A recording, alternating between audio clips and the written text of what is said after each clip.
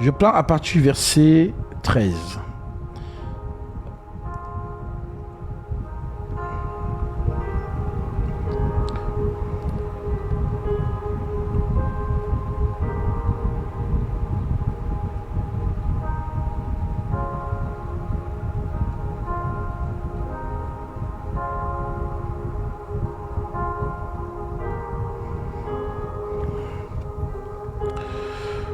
Je lis.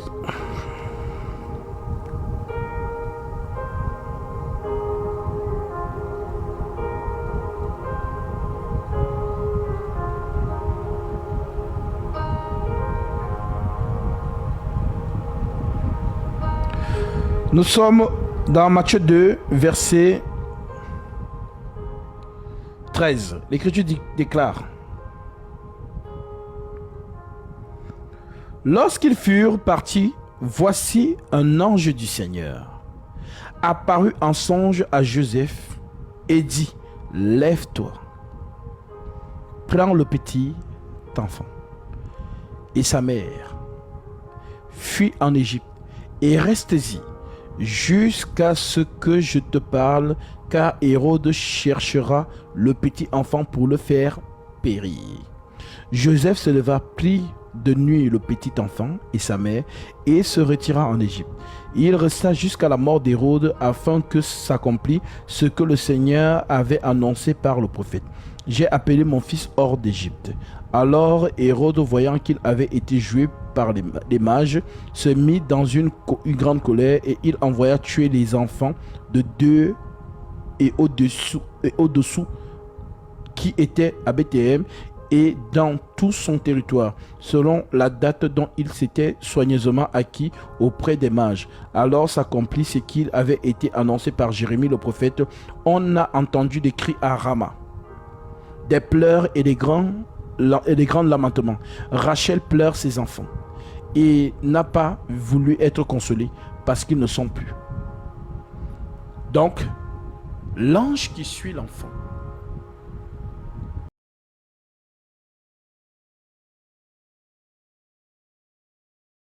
pour l'envoyer en Égypte, c'est qui? C'est Gabriel. Alors, qu'est-ce que je vous ai dit? Que l'étoile doit donc entrer dans les deux temples.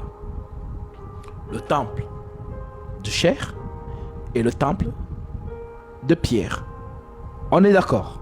Est-ce qu'on est d'accord?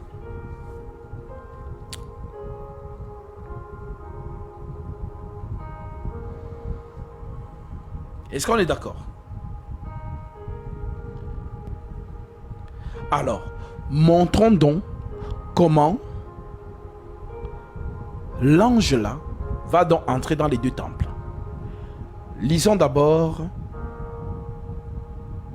le premier temple. Nous sommes dans Luc chapitre 1. Luc chapitre 2, autant pour moi.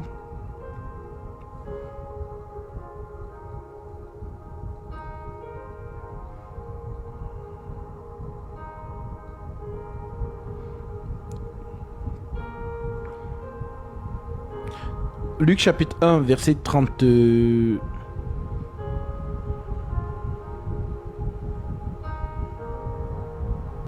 Je prends à partir du verset 5. Luc chapitre 1, verset 5.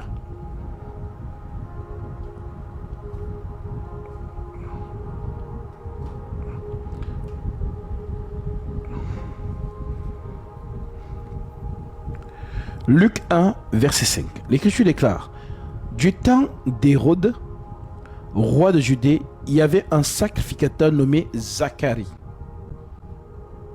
Donc le sacrificateur du temps d'Hérode, c'était qui? Zacharie.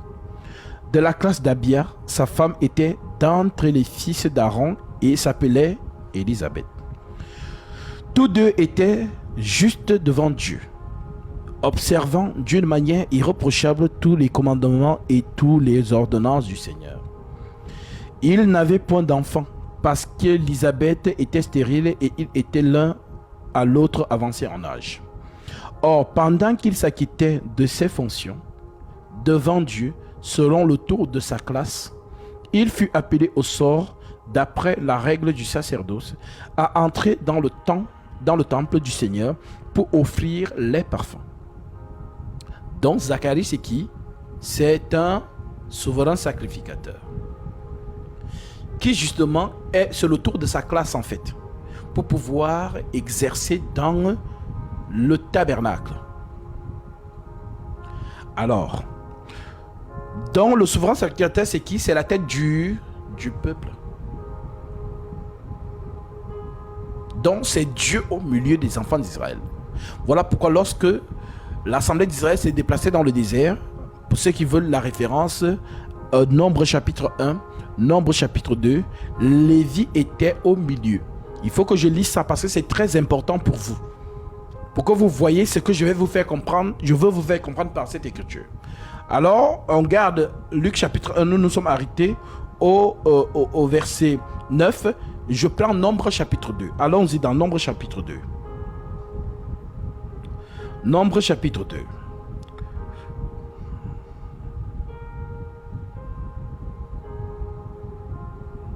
Je prends directement le verset 1. L'Éternel parla à Moïse et à Aaron et dit: les enfants d'Israël camperont chacun près de sa bannière, sous les enseignes de la maison de ses pères. Ils camperont vis-à-vis et tout autour de la tente d'assignation. Est-ce que vous comprenez? Je répète, l'Éternel parla à Moïse et Aaron et il dit: les enfants d'Israël camperont chacun près de sa bannière, sous les enseignes de la maison de ses pères. Ils camperont vis-à-vis et tout autour de la tente d'assignation. Donc la tente d'assignation, c'est quoi? C'est ce qu'on appelait la maison du trésor. Là maintenant, ils sont encore dans le désert. Donc ce qui leur sert de tente d'assignation, c'est ce que les Lévites portent. Et ce sont les Lévites qui étaient au milieu de la marche. À l'Orient, verset 3, à l'Orient, le camp de Juda, avec sa bannière, avec ses corps d'armée. Là camperont les princes de fils de Juda, voilà, les princes de fils de Juda. Je vous saute ça. Je prends directement à ses côtés camperont la tribu d'Isaacar, les princes de fils d'Isaacar. Je vous saute aussi ça. Puis la tribu de Zebulon, les princes de fils de Zabulon. Voilà, je vous saute aussi ça. Verset 9, total pour le camp de Juda, d'après le dénombrement, 186 400 hommes selon leur corps d'armée. Donc vous voyez que Zabulon, Isaacar et Juda forment une bannière en fait. Maintenant, au midi, là camperont Ruben et sa bannière. Donc il y a Ruben, à côté de lui il y a Siméon, à côté de lui il y a Gad et Ruben. Maintenant, ensuite partira la tente d'assignation, verset 17. Ensuite partira la tente d'assignation avec le camp des Lévis, placé au milieu des autres camps. Donc Lévi, c'est Dieu au milieu du peuple.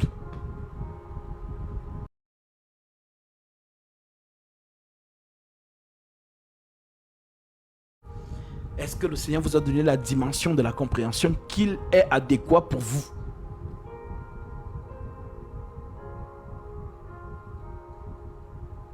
Parce que ça là, c'est... Quand je dis grand ici, c'est pour ceux qui ont l'oreille spirituelle. Donc Lévi, on vous dit qu'ils étaient au milieu. Donc le milieu, c'est Dieu. Donc si Lévi est au milieu, ça veut dire qu'ils sont en train de porter l'arche de l'alliance. Donc Lévi, c'est l'assemblée des souverains sacrificateurs. En d'autres termes, la tête du peuple.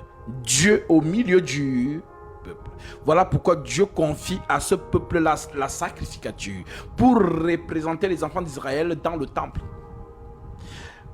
Maintenant que tu as compris ça, revenons donc dans Luc chapitre 1, verset 9. Luc 1, verset 9. L'Écriture dit, Je prends le verset 8. Or, pendant qu'il s'acquittait de ses fonctions devant Dieu, selon le tour de sa classe, il fut appelé par le sort d'après la règle du sacerdoce. Donc Zacharie est appelé par le sort d'après la règle du sacerdoce. D'après la règle du sacerdoce, à entrer dans le temple du Seigneur pour offrir les parfums. Donc Zacharie, c'est la tête du peuple. Toute la multitude du peuple était dehors en prière. Donc pendant que Zacharie est dedans, le peuple d'Israël est dehors en train de prier. La multitude du peuple était dehors en prière à l'heure du parfum. Alors, verset 11, un ange du Seigneur apparut à Zacharie et se tint debout à droite de l'autel des parfums. Bon. L'ange là, c'est qui? Et qui se tient où? À la droite de l'autel des parfums. L'endroit de Dieu. Vraiment. Et je ne sais pas s'ils comprennent ce que je suis en train d'expliquer vraiment.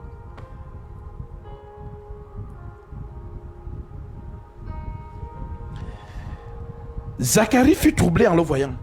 Et la frayeur s'empara de lui. Mais l'ange lui dit, ne crains rien, Zacharie, car ta prière a été exaucée. Ta femme, Élisabeth, t'enfantera un fils, et tu lui donneras le nom de Jean. Il sera pour toi un sujet de joie et d'allégresse, et plusieurs se réjouiront de sa grandeur, de sa puissance, de sa naissance, car il sera grand devant le Seigneur. Il ne boira ni vin ni liqueur enivrante, et il sera rempli de l'Esprit Saint dès le sein de sa mère. Il ramènera plusieurs des fils d'Israël au Seigneur leur Dieu. Il marchera devant Dieu avec l'esprit et la puissance d'Élie, pour ramener les cœurs des pères vers les enfants et les rebelles à la sagesse des justes, afin de préparer au Seigneur un peuple bien disposé. Zacharie dit à l'ange, à quoi reconnaîtrai-je cela? Car je suis vieux et ma femme est avancée en âge. Donc Zacharie, en d'autres termes, ne croit pas directement à ce que l'ange est en train de lui dire. Alors qu'est-ce que ça va lui valoir? L'ange lui dit, l'ange lui répondit, je suis Gabriel. Je me tiens devant Dieu. En d'autres termes, c'est moi l'intercesseur. C'est ça l'expression devant Dieu. Et qui intercède? C'est l'Esprit Saint. Romains chapitre 8, verset 26.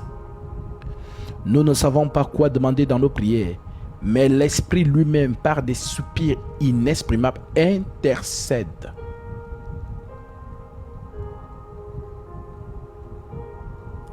On dit la même chose de Jésus, qu'il doit comparaître devant Dieu.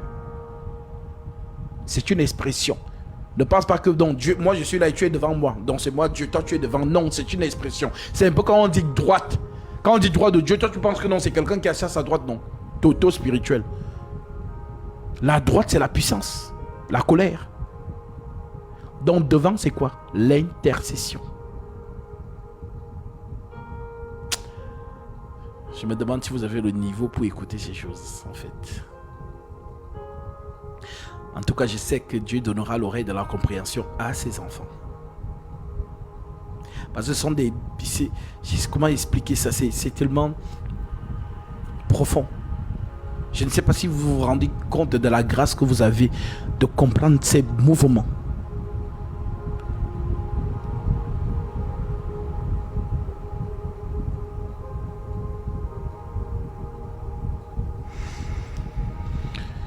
Zacharie dit à l'ange, à quoi reconnaîtrai-je cela? Car je suis vieux et ma femme est avancée en âge. L'ange lui répondit, je suis Gabriel, je me tiens devant Dieu. J'ai été envoyé pour te parler et pour t'annoncer cette bonne nouvelle. Et voici, tu seras muet comme tu n'as pas cru à mes paroles, tu seras muet et tu ne pourras pas parler jusqu'au jour où ces choses arriveront, parce que tu n'as pas cru en mes paroles. Donc, qui rend muet et sourd? Lisons.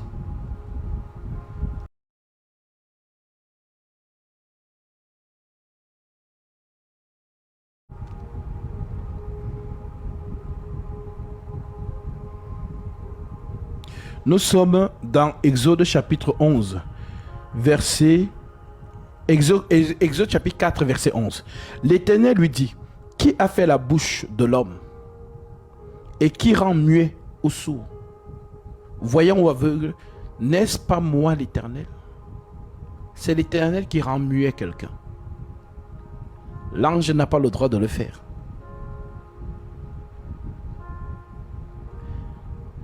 Alors, je vous donne un deuxième témoin, parce que vous avez besoin des témoins. Je prends Ézéchiel, chapitre 6, verset 23. Ézéchiel, chapitre 3, verset 26. Ézéchiel, chapitre 3, verset 26. Écoutez, l'Écriture dit, je prends même à partir du verset 22. Là encore, la main de l'Éternel fut sur moi. Et il me dit, lève-toi, va dans la vallée, et là je te parlerai. Je me levai et j'allai dans la vallée. Et voici la gloire de l'Éternel y apparut, telle que je l'avais vue près du fleuve du Kébar. Alors je tombai sur ma face. L'Esprit entra en moi et me fit tenir sur mes pieds. Et l'Éternel me parla et me dit, va t'enfermer dans ta maison, fils de l'homme. Voici, on mettra sur toi des cordes avec lesquelles on te liera, afin que tu n'ailles pas au milieu d'eux. J'attacherai ta langue à ton palais pour que tu sois muet. Alors, je reviens dans Luc 1, verset 11. Alors, je prends le verset 18. Zacharie dit à l'ange, à quoi reconnaîtrai-je cela, car je suis muet, je suis vieux, et ma femme est avancée en âge. L'ange lui répondit, je suis Gabriel, je me tiens devant Dieu. J'ai été envoyé pour te parler et pour t'annoncer cette bonne nouvelle. Et voici, tu seras muet.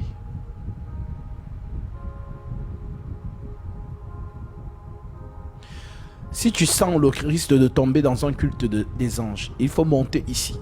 Parce que j'ai dit, les choses que j'enchaîne, ce n'est pas pour les bébés. C'est pas pour les bébés. Ces choses, tu n'as jamais entendu ça. Et pour ton information, Gabriel, c'est Jésus-Christ. Et Michael, c'est toujours lui, Jésus-Christ. Maintenant, si tu veux comprendre, je t'explique. Si tu es là par orgueil, je te ferme la compréhension. Et tu restes dans ton ignorance.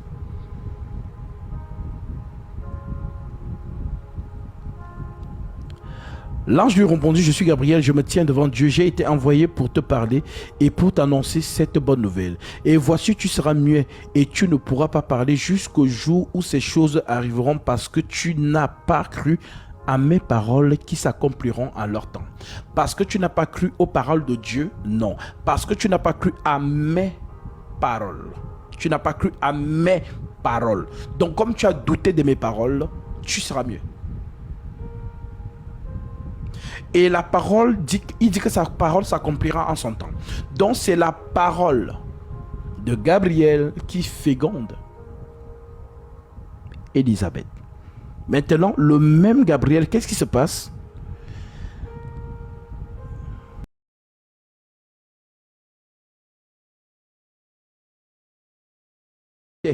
Si longtemps dans le temple.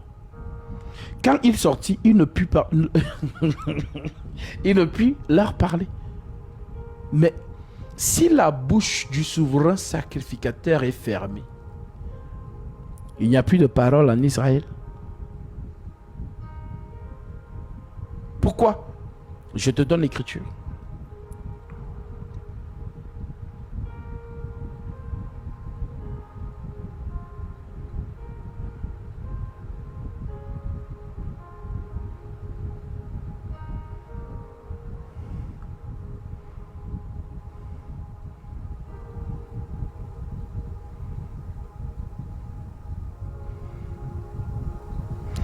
Malachie chapitre 2 verset 7, l'Écriture dit: car les lèvres du sacrificateur doivent garder la science, et c'est à sa bouche qu'on demande la loi. Tu as compris? Donc si le sacrificateur, la bouche est fermée, il n'y a plus de science en Israël. Ça, ce sont les questions des bébés spirituels, Alex. La sainte doctrine te dit d'adorer qui? Le nom qui t'a été révélé, c'est le nom de Jésus. Et qui a révélé ce nom? C'est Gabriel. Ce n'est pas prophète qui a prophétisé ce nom. Celui qui a donné ce nom-là, c'est Gabriel. La sainte doctrine te dit, tout ce que vous ferez en acte comme en prière, faites-le au nom de Jésus. Je suis fatigué des bébés spirituels. Est-ce que la sainte doctrine te dit, prie Gabriel? Est-ce que la sainte doctrine dit, chasse les démons au nom de Gabriel? Non, la sainte doctrine te dit, chasse les démons au nom de Jésus-Christ. Lorsque Pierre et Jean se retrouvent devant le paralytique, est-ce qu'ils ont dit, au nom de Gabriel, lève-toi? Ils ont dit, ce que nous n'avons ni argent ni or, mais ce que nous avons, nous te le donnons. Au nom de Jésus-Christ, lève-toi et marche. Voilà pourquoi je vous dis toujours, lorsque vous n'avez pas la maîtrise et qu'il y a certaines choses, peut-être c'est un peu trop solide pour vous, posez des questions avec humilité et je vais vous enseigner. Mais si vous venez avec l'orgueil, je vous ferme l'enseignement. J'ai cette autorité. Lorsque Philippe va vers l'énoch éthiopien, il lui pose une question. Comprends-tu ce que tu lis? L'énoch éthiopien n'a pas manifesté l'orgueil en disant que bien sûr, je suis un intellectuel, je comprends ce que je lis. Comment ça, je ne comprends pas ce que je lis? Tu es en train d'insulter mon intelligence? C'est pas ce que l'énoch éthiopien a dit. Pourtant, c'est l'énoch de la reine de Candace, reine d'Éthiopie. Mais qu'est-ce qu'il a répondu? Comment le pourrais-je si quelqu'un ne me guide? Et lorsque tu es dans cet état d'esprit, à ce moment-là, nous t'enseignons. Mais quand tu manifestes l'orgueil, on ferme. Et tu restes dans ton ignorance. Donc lorsque vous ne maîtrisez pas quelque chose, posez des questions.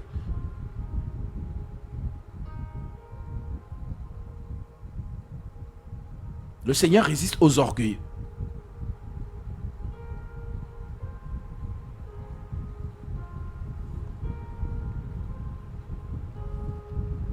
Alors je répète.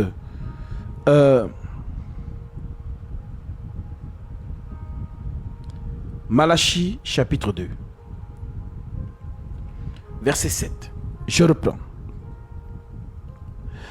Car les lèvres du sacrificateur doivent garder la science. Et c'est à sa bouche qu'on demande la loi. Parce qu'il est un envoyé de l'Éternel des armées. Donc le sacrificateur, c'est lui la bouche du peuple.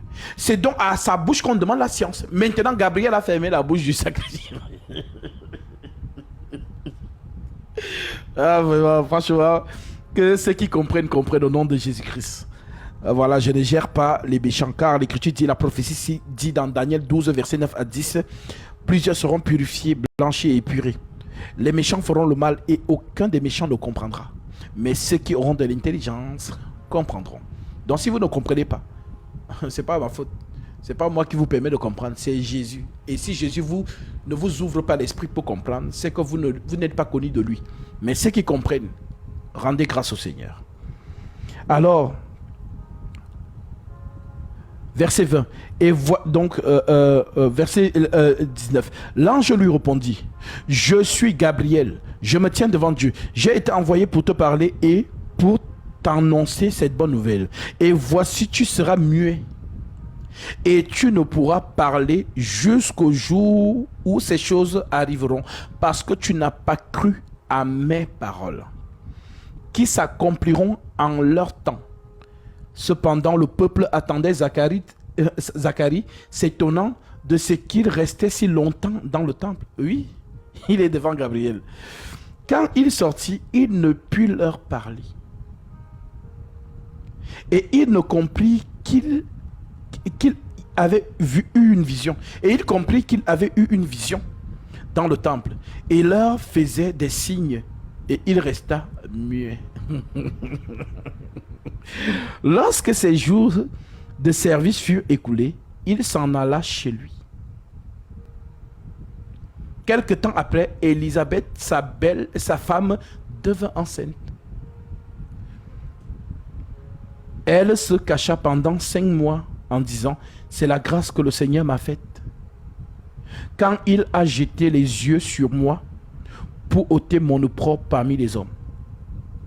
Maintenant, écoutez. Il quitte Zacharie. Il est entré dans quel temple? La maison du trésor, n'est-ce pas? Gabriel est entré où? Dans la maison du trésor, dans le temple de Pierre. Maintenant, il sort donc de ce temple. Maintenant, il va où? Verset 6, c'est la suite. Au 6e mois, l'ange Gabriel fut envoyé par Dieu dans une ville de Galilée. Appelé Nazareth, auprès d'une vierge fiancée à un homme de la maison de David, nommé Joseph. Le nom de la vierge était Marie. L'ange entra chez elle et dit, je te salue, toi à qui une grâce a été faite. Le Seigneur est avec toi. Troublée par cette parole, Marie se demanda ce que pouvait signifier une telle salutation. L'ange lui dit, ne crains point Marie, car tu as trouvé grâce devant Dieu. Et voici, tu deviendras enceinte, et tu enfanteras un fils, et tu lui donneras le nom de Jésus. Il sera grand et sera appelé fils du Très-Haut. Et le Seigneur Dieu lui donnera le trône de David de son père. Il régnera sur la maison de Jacob éternellement, et son règne n'aura point de fin. Marie dit à l'ange, comment cela se ferait-il, puisque je ne connais point d'homme? L'ange lui répondit, le Saint-Esprit viendra sur toi, et la puissance du Très-Haut te couvrira de son ombre. C'est pourquoi le Saint-Enfant qui naîtra de toi sera appelé fils de Dieu. Voici Élisabeth, ta parente, a conçu, elle aussi, un fils en sa vieillesse, et celle qui était appelée stérile est dans son 6e mois, car rien n'est impossible à Dieu. Marie dit, je suis la servante du Seigneur, qu'il me soit fait selon ta parole, et l'ange l'a quitté. Donc, c'est que Zacharie n'a pas dit qu'il me soit fait selon la parole du Seigneur. Au contraire, Marie a dit qu'il me soit fait selon ta parole. Voilà pourquoi l'ange ne l'a pas frappé elle n'est pas devenue muette, parce qu'elle a bien réagi. Maintenant, vous voyez donc que les deux temples, donc Zacharie entre dans le premier temple, donc Gabriel entre dans le premier temple. Maintenant, il vient annoncer la naissance de Jésus. Donc je vous ai dit, Jésus c'est l'ombre, et Gabriel c'est l'étoile qui suit l'enfant. Voilà pourquoi il n'a jamais quitté cet enfant. Il veillait toujours sur lui. Maintenant, Gabriel et le corps là doivent devenir un jour. Voilà pourquoi, tant que cet enfant n'a pas 30 ans, Gabriel ne descend pas. En d'autres termes, le Saint-Esprit ne descend pas. Pourquoi? Parce que la loi dit que un Lévi doit commencer la sacrificature à l'âge de 30 ans. Je vais vous donner l'écriture.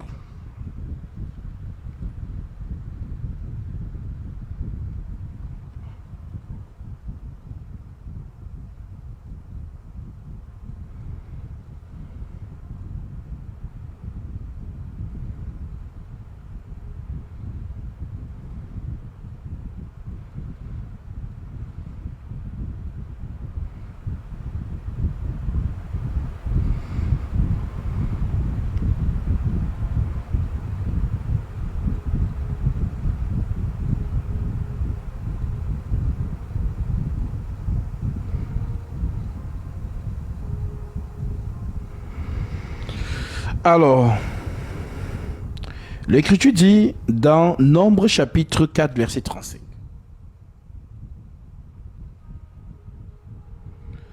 Nombre 4 verset 35. De tous ceux qui depuis l'âge de 30 ans et au-dessus jusqu'à l'âge de 50 ans étaient proposés à exercer quelques fonctions dans la tente d'assignation. Donc la sacrificature commence à quel âge? 30 ans. Donc tant que le petit enfant n'a pas l'âge de 30 ans, l'esprit ne descend pas. Alors, comme nous avons vu Gabriel entrer dans le premier temple de Pierre, il a trouvé le souverain sacrificateur.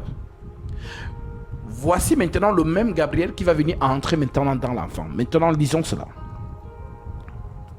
Nous sommes dans Jean chapitre 1, verset 29. L'Écriture dit, le lendemain, il vit Jésus venant à lui. Je prends même la partie...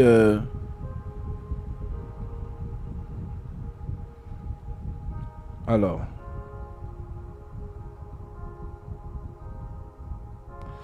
Prenons la partie verset 29. Le lendemain, il vit Jésus venant à lui. Et il dit, voici l'agneau de Dieu qui ôte le péché du monde. C'est lui dont j'ai dit, après moi vient un homme qui m'a précédé, car il était avant moi. Je ne le connaissais pas, mais c'est afin qu'il fût manifesté à Israël que je suis venu baptiser d'eau. Jean rendit ce témoignage.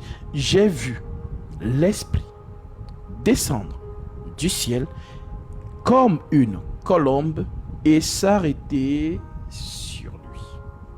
Donc, le temple de chair, l'Esprit dont l'étoile vient donc entrer. Mais l'étoile qui vient entrer là, c'est pour faire quoi? L'étoile qui vient entrer là, c'est pour sacrifier l'agneau. Parce que celui qui sacrifie dans le temple de pierre, c'est Zacharie. Maintenant, celui qui sacrifie dans le temple de chair, c'est l'étoile, Gabriel. Est-ce que c'est bon? Vous avez compris? Maintenant, allons lire maintenant donc le livre de Luc chapitre 17. Oui.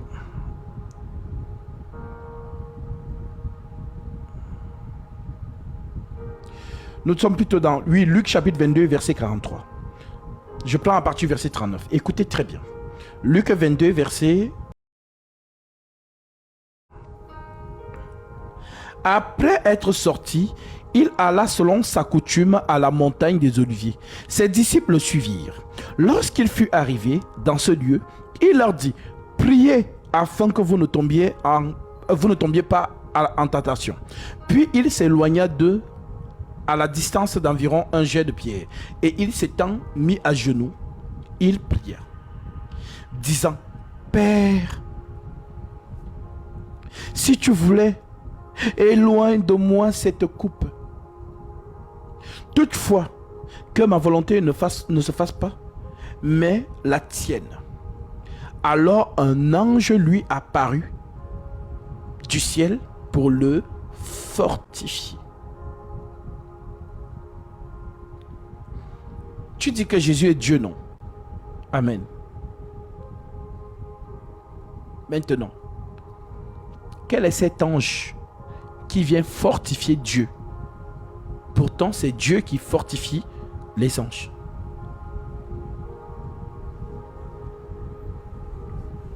C'est qui l'ange?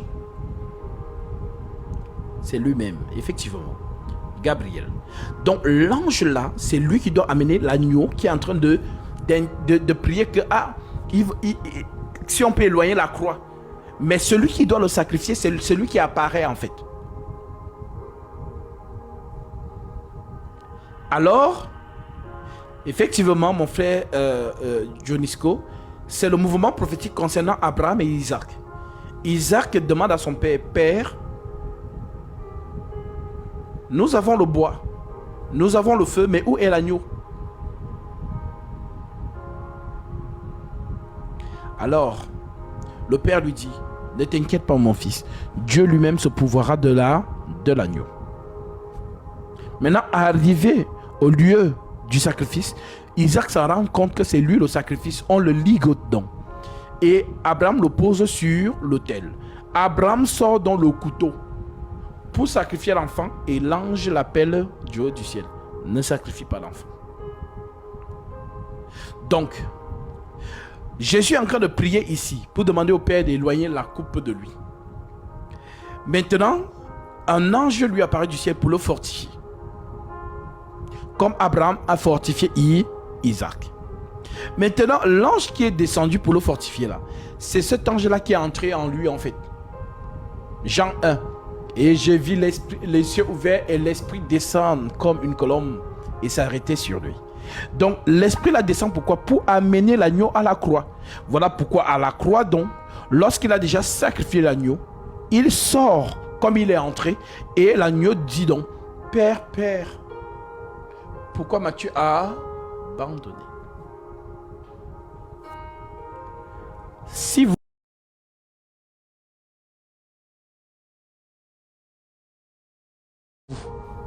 c'est pour d'autres, les enfants de Dieu. Mais si vous avez compris, gloire à Dieu. Voilà pourquoi je vous ai dit, en ce qui concerne l'enseignement des prophètes, c'est Gabriel. Donc Jésus prend ce rôle-là. En ce qui concerne maintenant le combat, c'est Michael. Donc, nous avons ici, comme Dieu parle tantôt d'une manière, tantôt d'une autre, nous avons ici David, nous avons ici Salomon. Maintenant, si je te posais la question à toi, quelle est la caractéristique du roi David? Tu me diras, ben David c'était un guerrier, David c'était un meneur de troupes, David c'était un roi très fort qui protégeait l'assemblée d'Israël, et David c'était le lion. Amen. Maintenant, si je te pose la question, quelle est la caractéristique de Salomon? Tu me diras, Salomon, il est réputé pour sa sagesse. Salomon est réputé pour son jugement avec les deux femmes, où il a élevé l'épée de la justice. Donc Salomon, c'est la sagesse. Voilà pourquoi Jésus va donc s'identifier à ces deux-là. À David, le lion de la tribu de Juda, et à Salomon. Ici, il n'y a plus que Salomon. Je vais lire ça.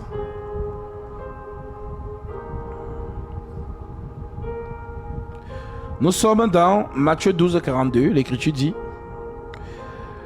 la reine du Midi se lèvera au jour du jugement avec cette génération et la condamnera parce qu'elle vint des extrémités de la terre pour entendre la sagesse de Salomon. Et voici, il y a ici plus que Salomon. Donc Jésus dit qu'il est plus que Salomon. Donc ce que Salomon a demandé à Dieu dans Chronique chapitre 2 verset 1, Chronique chapitre 2 Chronique chapitre 1 verset 7 que je vais lire. 2 Chroniques chapitre 1 verset 7, l'Écriture dit: pendant la nuit, Dieu apparut à Salomon et lui dit: demande ce que tu veux que je te donne. Salomon répondit à Dieu: tu as traité David mon père avec une grande bienveillance et tu m'as fait régner à sa place. Maintenant, Éternel Dieu, que ta promesse à David mon père s'accomplisse, puisque tu m'as fait régner sur un peuple nombreux comme la poussière de la terre. Accorde-moi donc de la sagesse et de l'intelligence, donc l'esprit de Dieu. La sagesse et l'intelligence, c'est l'Esprit Saint en fait. 1 Jean chapitre 5 verset 20. Nous savons que le Fils de Dieu est venu et qu'il nous a donné l'intelligence pour connaître le véritable. Et nous sommes dans le véritable en son Fils Jésus-Christ. C'est lui qui est le Dieu véritable et la vie éternelle. Donc la sagesse et l'intelligence, en fait, Salomon demande à Dieu: donne-moi ton esprit. Accorde-moi donc la sagesse et l'intelligence afin que je sache me conduire à la tête de ce peuple. Car qui pourrait juger ton peuple? Enseigner, juger, c'est enseigner le peuple. Qui pourra juger ton peuple sur ce peuple si grand? Dieu dit à Salomon: puisque c'est là ce qu'il y a dans ton cœur, puisque tu ne demandes ni de la richesse, ni des biens, ni de la gloire, ni la mort de tes ennemis, ni même une longue vie. Donc vous voyez ici qu'avec Dieu, il ne faut pas lui demander les choses de la chair. Tu lui es pas agréable. Ne lui demande pas les choses de la chair, les voitures, les mariages, l'enfant. Ne demande pas ça.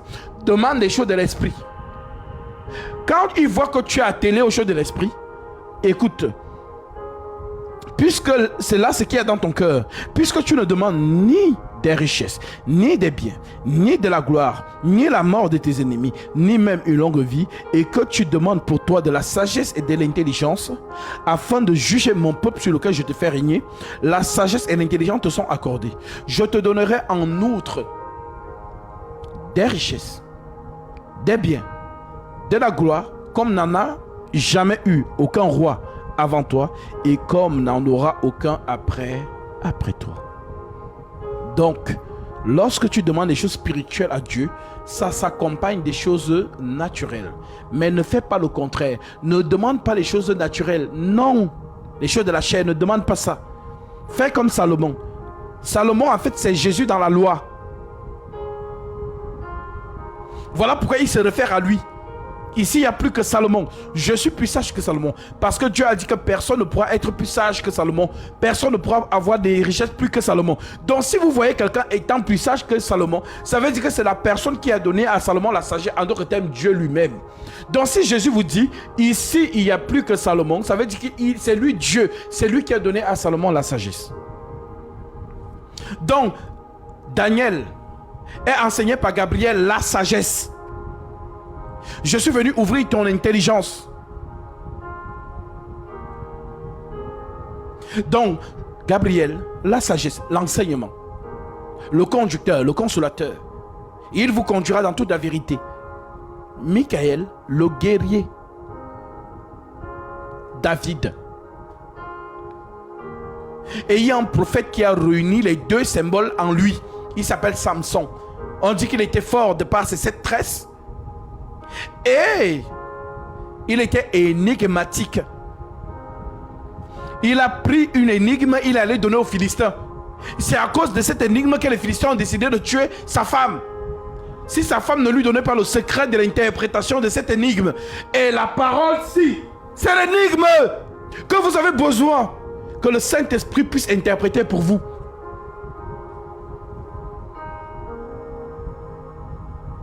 Que ceux qui ont les oreilles pour entendre, entendent. Que Dieu vous bénisse.